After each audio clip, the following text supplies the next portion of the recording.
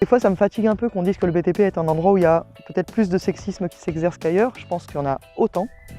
Je pense qu'il y avait juste des formes différentes et que c'est plus parce qu'il y a peu de femmes présentes dans ce secteur d'activité-là que forcément c'est le numéraire qui va créer cette impression-là, mais qu'en fait, en vrai, est-ce que j'ai été plus exposée au sexisme dans le bâtiment que dans les autres secteurs de métier dans lesquels j'ai travaillé avant? Je ne peux pas le garantir. Par contre, ce qui est sûr, et ça je pense qu'on est dans les deux parties à le subir, qu'on se reconnaisse comme femme ou qu'on se reconnaisse comme homme, de toute manière on va subir la performance et la virilité. Et ça effectivement c'est présenté comme des caractéristiques principalement masculines, mais je pense qu'on en souffre tous. Les garçons, les filles, tu vois la gueule des maçons à 60 ans avec leur dos défoncé et leurs genoux pourris, c'est bien qu'il y a un problème là-dessus.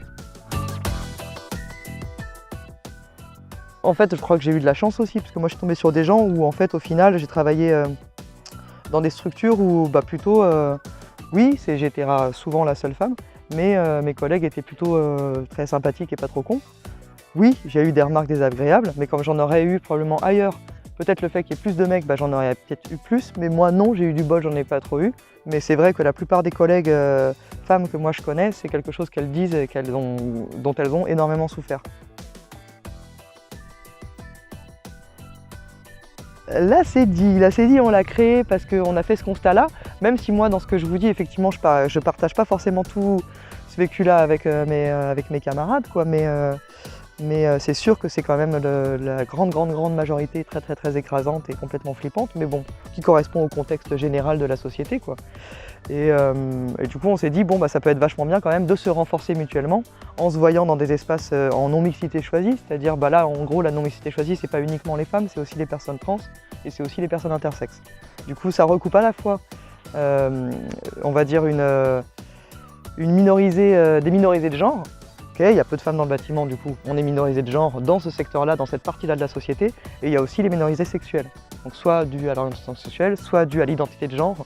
Du coup, tout ça sont des problématiques qui viennent se surimposer en plus du fait qu'en plus on est une femme dans un endroit où il n'y en a pas. Alors en plus si t'es une meuf et que t'es une gouine, alors laisse tomber. Puis en plus si t'es un trans et puis je sais pas quoi, alors là c'est encore pire. Et du coup bon, voilà, donc il y a des petits cumuls qui font qu'on est tous dans des positions situées qui sont un peu différentes où à un moment donné on a certains privilèges, mais là dans ce secteur-là on les a plus, on n'en a aucun. Le nom de la CEDI, ça vient d'une blague vraiment con, parce que la CEDI, on était des maçonnes et des charpentières à faire ça, et du coup, c'est l'entreprise de maçonnerie et ça arpente, voilà. Donc c'est l'entreprise de maçonnerie et de charpente, et parce que c'était aussi la différence entre un garçon et un gars con, parce que, voilà, ce petit rien qui fait toute la différence, enfin voilà, c'est des blagues, quoi, la CEDI.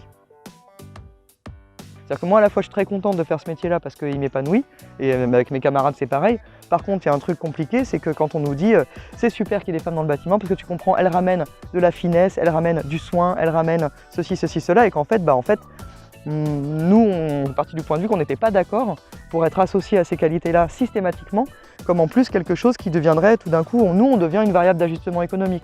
On est là pour rassurer les gens sur le bâtiment, vous voyez, c'est possible, même les femmes, elles peuvent faire du bâtiment. C'est que c'est pas si pourri et tout ça, et puis que du coup, nous, on va aller éduquer les ouvriers du bâtiment qui sont grossiers, vulgaires, sexistes, méchants, alors qu'ils sont pas plus grossiers, vulgaires, sexistes, méchants que tous les autres mecs dans n'importe quel secteur d'activité, au final. Du coup, bon... Du coup, partant de ce constat-là et que c'était chouette de pouvoir se voir, de pouvoir se parler, de pouvoir organiser des rencontres, organiser des ateliers où on se transmet des trucs sans avoir à se prendre la tête sur le mode d'emploi, de comment travailler avec que des gars, par exemple. Parce qu'il y en a où effectivement c'est compliqué, parce qu'ils ne te laissent pas tenir un outil 2 minutes, parce qu'en fait ils vont tout faire à ta place, parce qu'ils vont porter les trucs, parce que nanana. Oui, effectivement, les questions de « Ah, mais je vais porter ça pour toi », en fait, mais non. Moi je suis pas conne, hein. Si j'ai besoin d'aide, je vais demander. T'as pas besoin de venir prendre les... Enfin, ouais. Donc par rapport à tout ce constat-là, on s'est dit que ça pouvait être chouette de se voir entre nous pour faire des trucs, et puis peut-être même développer des chantiers écoles en mixité, etc. Du coup, la CEDI, on l'a créée pour ça, et elle sert à ça. J'ai l'impression que la dernière barrière, de toute façon, c'est pas tant la question de la possibilité elle a toujours été là. Et en plus, à différents moments de l'histoire, elle était là réellement. Les nanas qui fabriquaient la chose, c'était les femmes qui fabriquaient la chose.